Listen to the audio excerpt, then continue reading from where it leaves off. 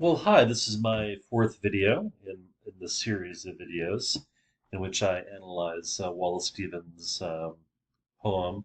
The Paltry Nude starts on a spring voyage. The poem had set up an opposition um, between the Paltry Nude and the Venus of Botticelli's The Birth of Venus. Um, the moves of the two are diametrically opposed, as we recall in Botticelli's painting. The nude, the Venus, is essentially finishing her voyage by approaching the shore, whereas um, the paltry nude is starting on her voyage. And in the third stanza, we had that voyage apace, going in the direction from us, from our perspective, towards the horizon. And the nude is judged relative to the curvature of the Earth, at least her journey, her voyage was. I said in my little drawings here that it appeared that to us at a distance, the nude is touching, well, not the sky. This is something I didn't mention earlier, but she touches the clouds, which would almost seem to be a kind of an obstacle. Certainly an obstacle towards the playfulness of the light on the water, the glitters, as was described earlier in the poem. The thing that actually would prevent, that would come in between the sky, the sun, and the effect of the light on the water. But it would be more correct to say that her touching of the clouds is more apparent than real. Um, it is the effect of her position relative to our own on a planet that obviously has a curved surface. It only appears at that particular point that the sky can touch the Earth. Um, and merely from our perspective, not from the perspective of the nude herself, who would be obviously no closer to the sky than we were in our positions. But that touching of the clouds is simply a function of perspective. Moreover, the nature of her travel is cyclic.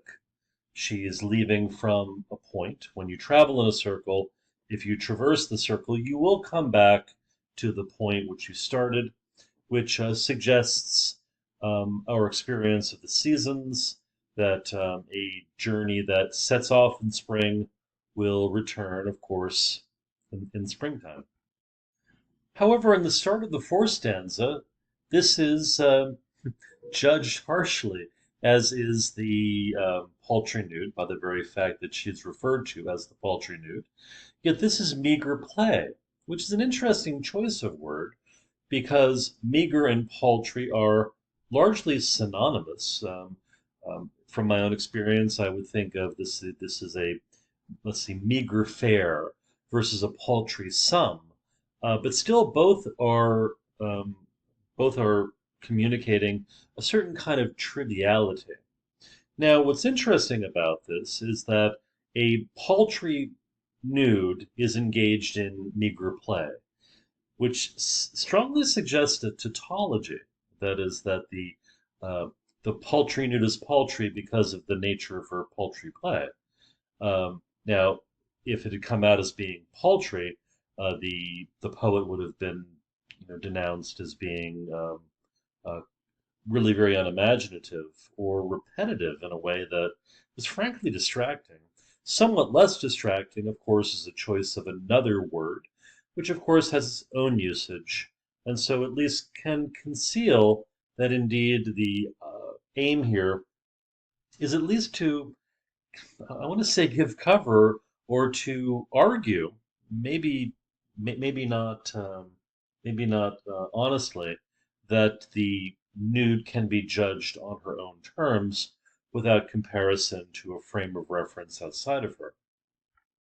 Now, more is said about the meager play in the scurry and water shine, by the way, scurry would have been a misprint. I believe that was in the collected poems. Anyway, in the scurry and the water shine. Well, what does scurry refer to?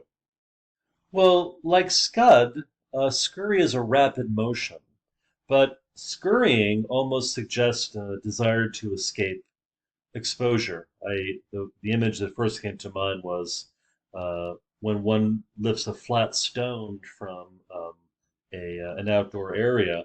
Underneath there is teeming insect life, which when confronted, when exposed to sunlight, scurries away. It doesn't. In this exposure, it seeks to hide. And also in the water shine. Water shine is interesting because water shine is clearly a play on sunshine. In the same way that sunshine is the sunshine will play upon the surface of the water. Of course, to say water shine is attempt to conceal the fact that it is not the water that shines. The shine of the water is an effect of something beyond it. And further, as her heels foam. Well, heels could foam, perhaps in a scurrying motion, if the paltry nude herself were attempting to escape our notice, and in effect she does, whether it's her intention or not, if indeed she has crossed over the surface of the earth. She is no longer in our field of reference. We don't view her any longer. She's disappeared, and we could argue that she herself has fled our vision. Now, heels foam also brings us to a point where we're no longer referring to the Botticelli's rather, the birth of Venus, although we are. Um, Oddly enough, the birth of Venus doesn't doesn't really concern the birth of Venus herself. The birth of Venus was as a bubbling up from the sea, in which the perfect beauty of Venus arises. Now, of course, once Venus arises, the last bit of her that's exposed would be the heels of her feet, particularly from the perspective as we're viewing her from behind.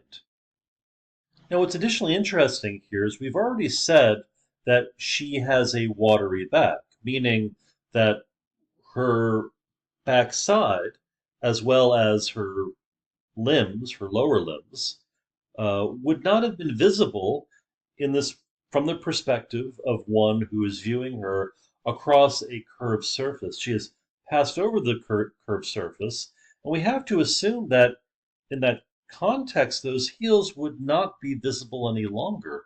So this would have to be an imagined thing outside of our field of reference as a function of the curvature of the earth. We could not see what her feet were doing. We could make an assumption about it.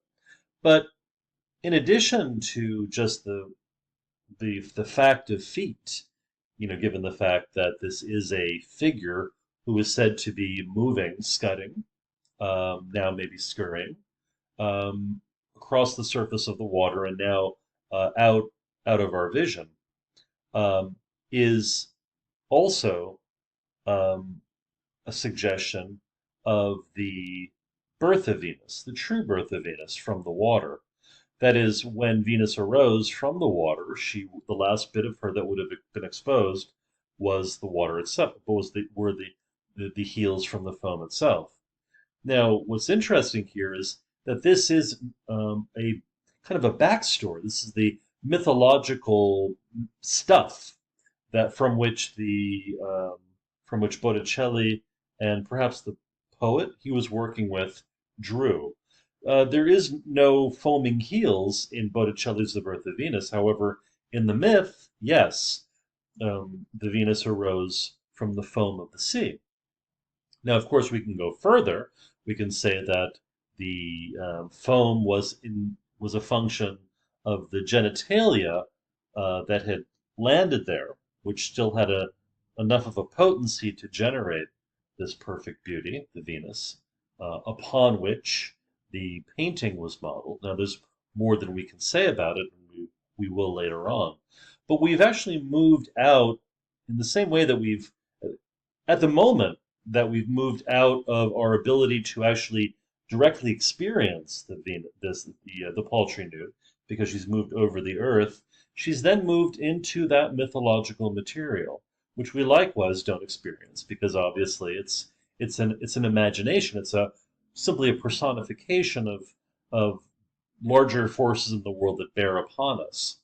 Um, at this point, as she as her heels foam, she's out of sight, and is accessing the mythological materials from which the Venus was fashioned. Now, of course, the speaker of the poem has taken great pains to make a distinction between the paltry nude and the Venus. However, we are seeing that there is a common root, that is, um, the well, for lack of a better way to say it, the paltry nude is is inseparable from the nude of nudes, that is the Venus of Botticelli's painting. Now, what's also interesting is we experience a hyphen. Now, a hyphen is a peculiar form of punctuation, that almost can be likened to, well, not an ellipsis, but maybe just a kind of a transition to something that can shed light on, or provide context for something that we've already said. How do we use hyphens? Well, I might say it's something that's not quite a footnote, but neither is it something in apposition to what has been said, in the sense of how a comma might be used to, let's say, introduce a predicate adjective of sorts, saying something more about this as her heels foam. This is considered even more, um, or of less importance. In other words, we aren't treating what comes after as a definition, but as just maybe something almost like an anecdote, providing uh, some some other perspective that the viewer or the reader might find enlightening, or at the very least enjoyable. In other words, it almost doesn't interrupt the flow. And what's interesting about this to me is that this hyphen would serve very well in something that was a cycle.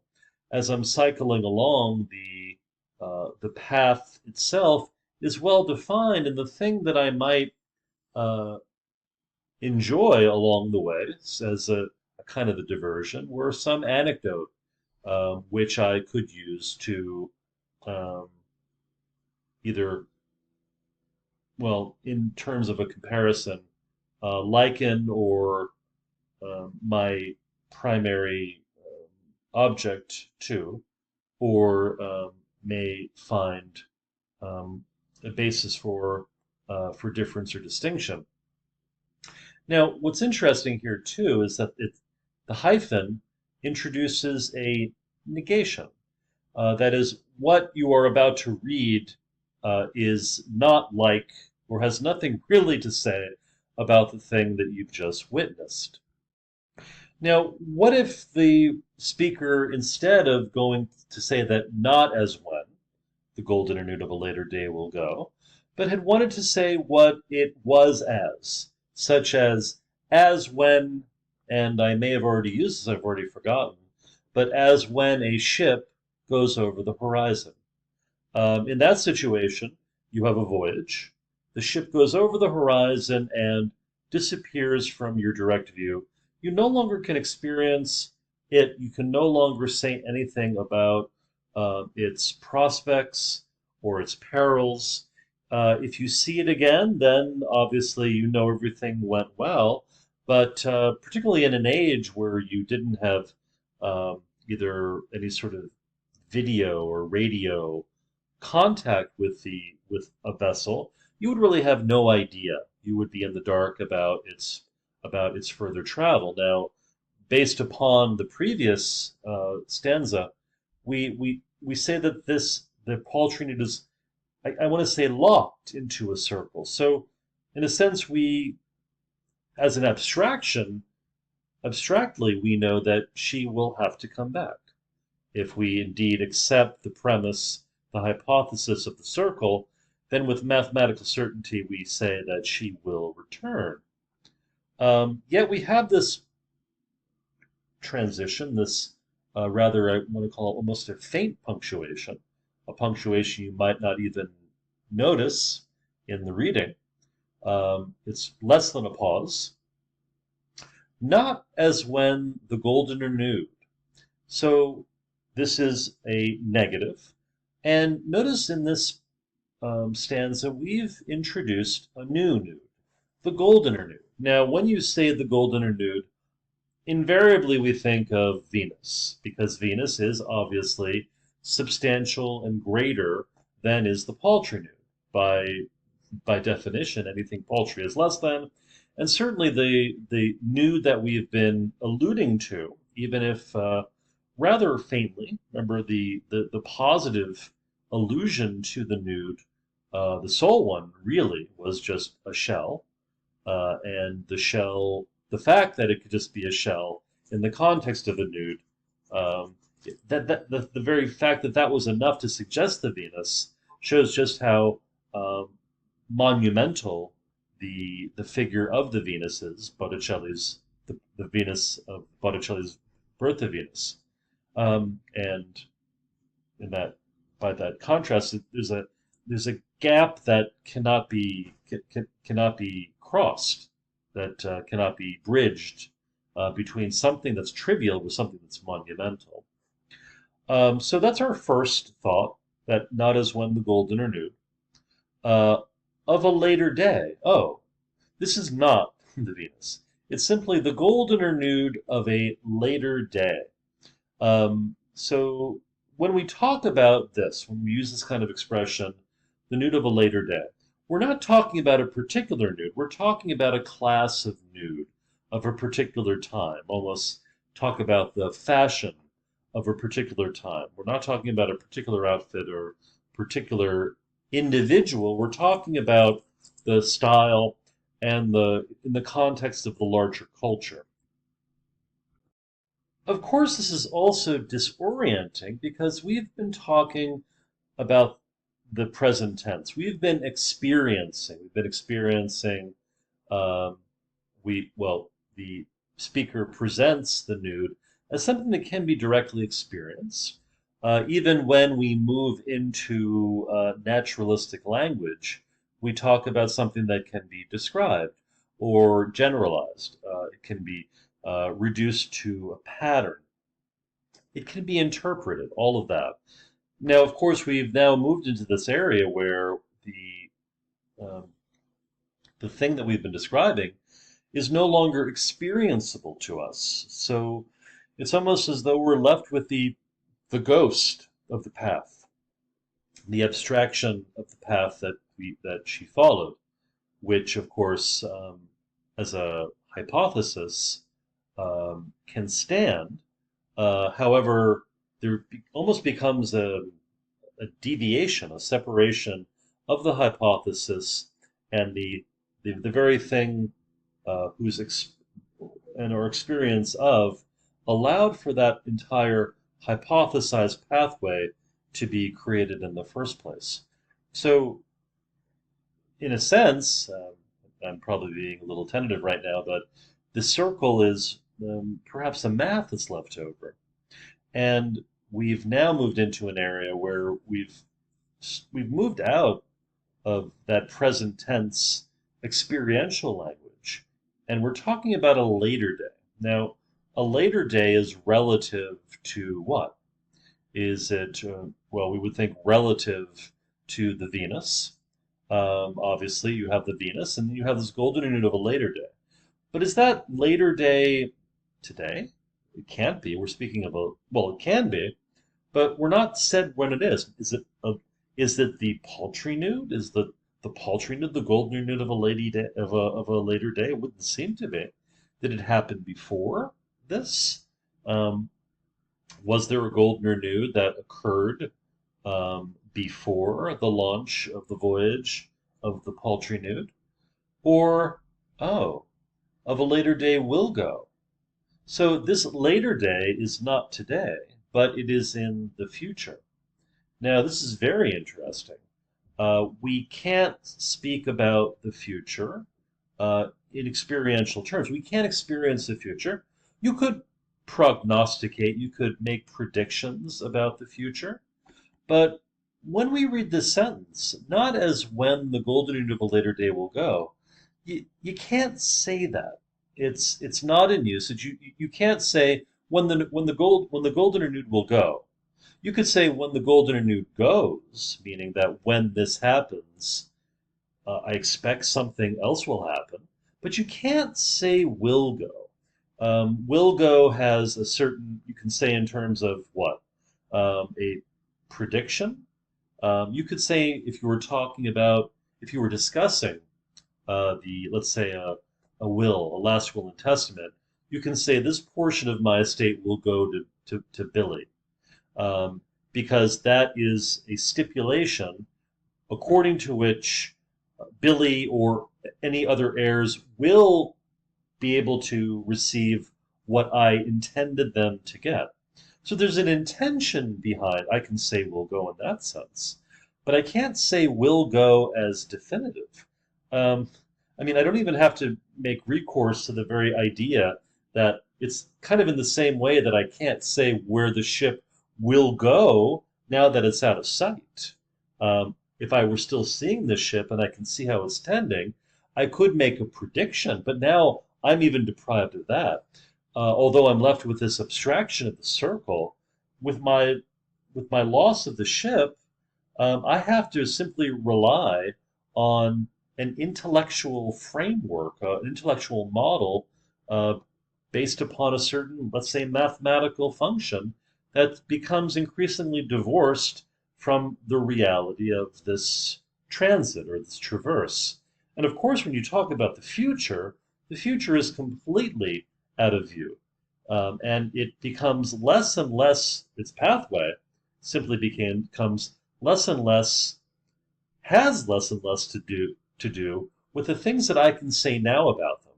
I mean, I can't say what will be in 500 years. There may be some general, very, very general things I could predict, but there's no way for me to experience the future. Now, as I talk about this, I say, well, of course, you can't experience the future. So not only is this sentence, not as when the golden age of a later day will go, is not usage. You can't say that in usage. It's also completely impossible. Now, is the impossibility of it rooted to the fact that you can't say it in usage? No. There are lots of impossible things, illogical things, that are completely legitimate in usage. But in those sort of situations, we do know that what's being said is absurd. You can speak absurdly about things and be perfect in your use of English, but you and as well as your audience knows that you're being completely absurd when you say it. Now here, we do have this not only this absurdity, but you also have this, I guess, relative unsayability, and they coexist. Can I say that they are mutually dependent on each other? No, they simply coexist in a sense, a misusage along with an impossibility, with an absurdity. Since the video is getting a little bit long at this point, I'd just like to make one final comparison between the goldener nude and the paltry nude. The paltry nude seemed to inhere in the identification and the selection of materials of particulate things with a discrete existence separated from and sort of an undifferentiated mass. The goldener nude, which would seem to be somehow superior, is of a type. It is the goldener nude of a later day. That there's a withdrawal from something standing forth as self-same, um, even self-created, self-referential. In the same way that the Paltry Nude, I think I described earlier in the poem, and in my discussion of the poem, as being the positive of the adjective. That is, it says what a thing is on its own terms, whereas the comparative, by definition, exists only in comparison to other things. Now, obviously, everything that we describe, including ourselves, uh, are in a larger context, in a larger referential framework, and there is really no such thing truly as self-definition or a definition simply on the basis of things that you are. The Paltry Nude in her meager play, the meager play of the Paltry Nude, is probably the fullest expression of a primary of a positivism that's tautological, that is simply circles back on itself. Maybe this is the whole notion of a circle that you can't break out of because that circle is the thing that defines you, um, against or in spite of the larger context that surrounds you. But here we have the golden or nude, which is of a type, and even by the name, the golden or nude. The golden or nude is a thing that simply consists of comparisons.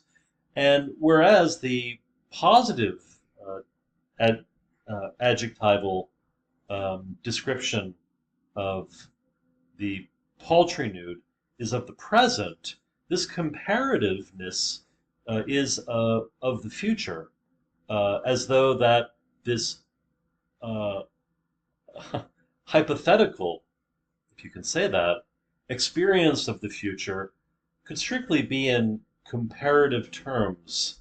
And what it turns out to is comparative to the things that we already know. Anything in the future uh, that would have a future that we really can't see only grows from the things that we already know in the present.